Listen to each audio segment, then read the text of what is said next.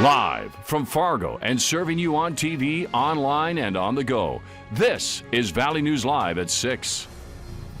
There's uncertainty surrounding the new school year, and with rising COVID-19 cases, parents are trying to come up with the safest and most effective way to educate their kids. For some, it may involve bringing teachers into their homes. Valley News Team's Courtney Lockie talked with families today who are trying to find out if it's a viable option. As school districts scramble to come up with a re-entry plan, parents are taking a serious look at homeschooling with other families. One family or two families that I really trust and I know what they've been doing. Let's see if we can get together and sort of figure out how to school our children together. Parents like Natalie Davidson are going with the Pandemic Pod, partnering up with other families to split the cost and bring the teacher to the home. Getting your kids together and making sure that they can still be social in the safest way possible. She says she doesn't feel safe sending her kids back to school yet, and she's not alone. There's no playbook for how to parent in a pandemic. There's no playbook on how to educate in a pandemic. We don't know what that looks like. It wasn't an easy decision for Nicole Rude, but she's keeping her youngest one home. She taught elementary education for nearly a decade, so she'll be doing the schooling herself. For others, it's not so simple. I don't feel comfortable, not just for my kids, but for the teachers and the other students. I don't think that it's the right time to be sending kids back to school. Not all families can afford to hire a teacher or have teaching experience. That's definitely not in our budget, unfortunately, but I don't mind homeschooling my kids.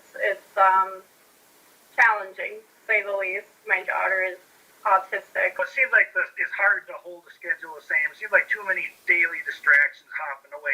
Hilka says his kids struggled with distance learning in the spring, saying homeschooling isn't the best option for his family. In Fargo, Courtney Lockie, Valley News Live. At 10 a.m. on Saturday, experts will host a homeschooling 101 session for parents seeking guidance. We have more information on that on our website. You can download the VNL News app. Meanwhile, we'll know more about what Fargo has in store for the start of this school year on Thursday. A special board meeting has been scheduled for 8 in the morning at the district office to discuss plans. There will be a staff presentation followed by questions and discussion. This is certainly a busy time for district leaders and anxious time for parents all across the state. I think it's time for us to move forward and figure out how to do it. And as we talked about, every district in the state is going to have two things on file. They're going to have a health and safety plan that has to be approved by their school board, and they're going to have a distance learning plan approved by their school board on file with the state before they get their funding to go into this fall. The governor added that it's important for the overall health of kids to be back in school because so many get additional help and services within the system. This week, some parents in our area will get more clarity on what will be happening this upcoming school year. Both Fargo, as we mentioned, and West Fargo Public Schools are expected to release their plans Friday for classes. There's discussion in Fargo of at least postponing the start date to September 8th. They're also proposing having elementary students on school grounds for a few days, while middle and high school students do strictly online learning. Parents we spoke with are divided on whether to send their kids back. I think this is costing my kids too much to not go back to school. We as parents, we got to step up our game and we got to make the decision for them. That's our job as their parents, is to protect them. State of Minnesota will be giving schools guidance for the school year on Thursday. We have an updated number of COVID cases in our area. In North Dakota, the health department is reporting 157 new cases with a 3.6% daily positivity rate.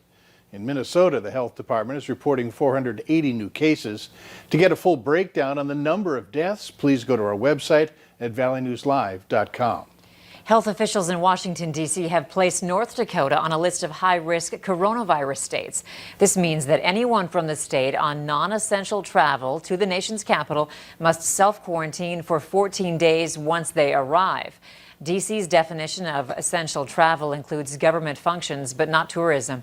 Anyone from North Dakota who travels to Chicago is also required to quarantine for 14 days. Another day of smooth sailing in the weather, which is just fine for most of us, including members of our storm team. Let's find out how easygoing it'll be tonight. Nathan? Yeah, Mike, nothing wrong with some quiet weather after the hot, humid, stormy stretch we've had. It's nice to see these blue skies on our Luther Family Forest Skycam. I have been watching these clouds here very closely, but they are pretty harmless. They're just wafting across the screen there. So a beautiful Tuesday evening in store for us as we head about our evenings. You can see crystal clear on the satellite and radar. May see a few clouds in the Lake of the Woods area, but really that's all we have to contend with here on our Tuesday night. You can see temperatures in that area in the mid-70s for Roseau and in Baudette. Bemidji also seeing 75 degrees right now.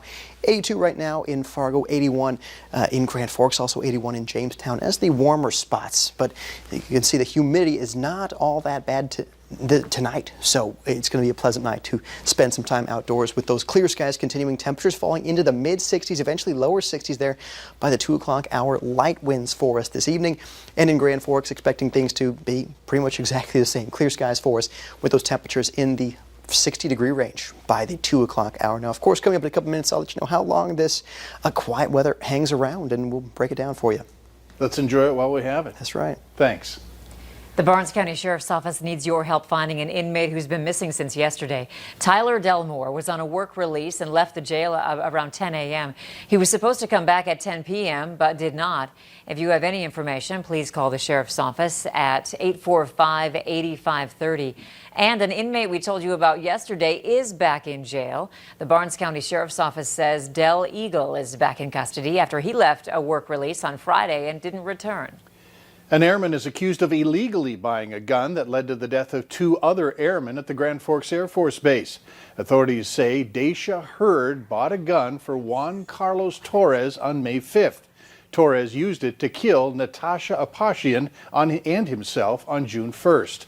Investigators say that Torres urged her to buy the gun because he was only 19 years old and you have to be 21 to purchase a firearm. Tonight, we now know the name of the 3-year-old girl who drowned on Eagle Lake on Friday. Authorities say the victim was Claire Glenetsky from Douglas County. She was pulled unconscious from the lake, and people nearby were performing CPR as authorities were on their way. She was flown to a hospital in Fargo, where she later died. Police are reminding you to lock your car doors after a prowler went through vehicles in a Moorhead neighborhood. Investigators say there were 4 reports of vehicle break-ins this morning around Ellen Hopkins Elementary School. There were no broken windows or doors, which implies that the vehicles were left unlocked. If you see anything suspicious, you're advised to call police. One man is dead after he hit a deer while riding on a motorcycle. The Minnesota State Patrol says it happened at around 1:15 this morning on Highway 34 in Hubbard County. Authorities have not released the man's name, but did say that he was 42 years old. An active shooter exercise will be held tomorrow morning at Hector Airport in Fargo. The drill will be conducted between flights and will not disrupt normal operations. Notifications about the drill will be posted at terminal entrances, and there will be an announcement to inform passengers that it is only a drill. You may see police cars and other emergency vehicles in the area, but there is no danger to the public. Later on Valley News Live at 6, more anti-Semitic symbols are being used in reference to the Minnesota mask mandate. We'll tell you about a Facebook post that's getting unwanted attention. And to look at the almanac for today shows our temperature right on par with average and luckily well shy of that 110-degree record set back in 1917. Same for our friends in Grand Forks, right on par with average. And we do have more 80s on the way. We'll have your forecast next.